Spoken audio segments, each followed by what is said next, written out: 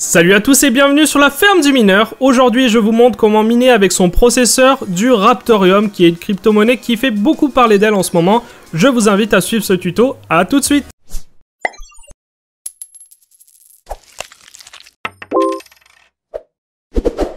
Alors qu'est-ce que le Raptorium? Eh bien c'est une crypto parmi tant d'autres, mais l'avantage de cette crypto c'est qu'elle est ASIC resistant et FPGA resistant.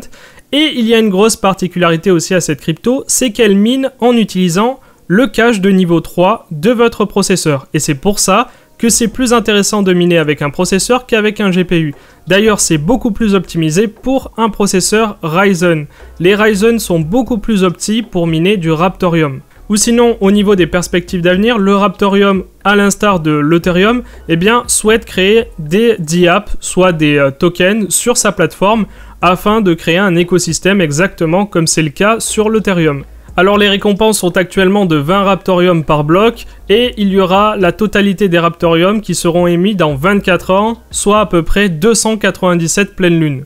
Vous allez me dire pourquoi je parle en pleine lune? Eh bien tout simplement parce que c'est eux-mêmes qui le mentionnent dans leur white paper. Regardez, ils marquent 26 lunes, 99 lunes ou full moon parfois, every full moon. Donc c'est un système assez particulier qui se base pas sur le calendrier grégorien mais sur les pleines lunes. À l'heure actuelle, vous pourrez trouver le Raptorium à 0,02 centimes de dollar. Il est disponible sur TradeHog, South Exchange, Dextrade et Coinbazar.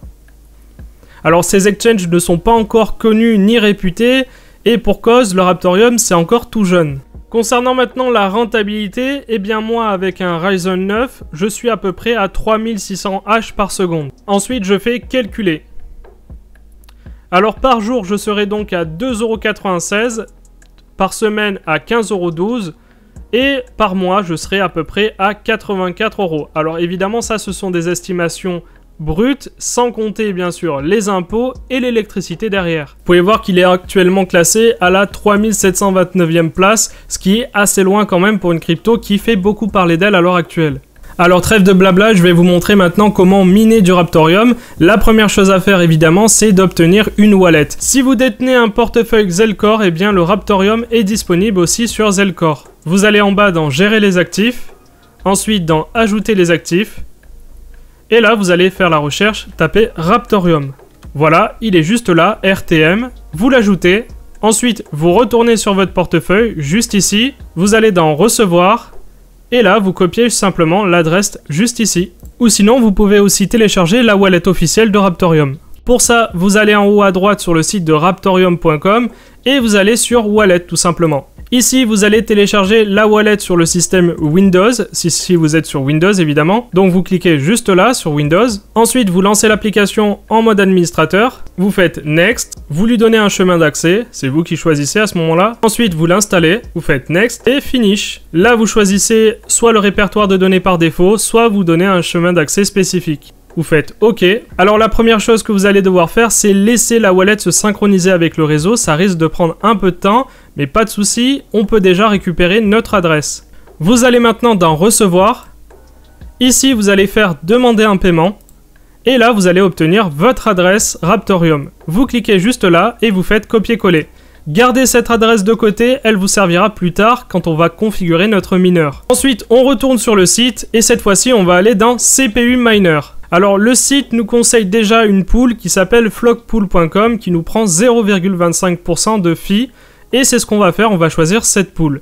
Mais sachez que si vous souhaitez utiliser une autre pool, vous pouvez aller sur Mining Pool Stat et là vous avez la liste de toutes les pools disponibles. Donc on va ici et on va tout simplement télécharger notre logiciel de mining. Je vous conseille de désactiver votre antivirus ou tout simplement créer une zone d'exclusion pour ce logiciel de mining car tous les logiciels de mining sont malheureusement détectés comme des virus. Donc nous on va choisir celui pour Windows, vous créez alors un dossier et là vous allez pouvoir décompresser votre logiciel de mining. Maintenant on va aller sur config.json et on va l'ouvrir tout simplement avec le bloc-notes.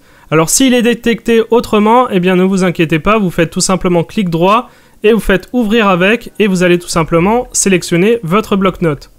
Maintenant vous pouvez modifier l'adresse de la pool si vous le souhaitez. Nous on va laisser comme ça car on souhaite miner sur cette pool. Et vous allez modifier ici votre adresse tout simplement. Alors nous on va la modifier par celle qu'on a obtenue tout à l'heure sur notre wallet. Donc rappelez-vous, juste là, vous récupérez votre adresse ici, copier, et vous la modifiez juste là. Ensuite, vous donnez un nom à votre worker, vous faites enregistrer. Maintenant, on va cliquer sur cpuminer.bat, mais attention, on va faire clic droit et exécuter en tant qu'administrateur. Donc vous pouvez déjà voir que mon processeur est utilisé à 99%, ça veut dire que j'ai commencé à miner. Vous pouvez voir ici ma puissance de calcul qui est de 2090 H par seconde. Après quelques minutes, vous pouvez voir déjà que mon hash rate est monté à peu près à 3600 H par seconde. Si vous souhaitez changer de pool et aller sur une pool française par exemple, eh bien vous pouvez aller sur xpoolx.com qui prend 1% de fee. Vous allez sur le site et ici tout simplement vous allez reprendre les informations juste ici pour les modifier dans votre config.json.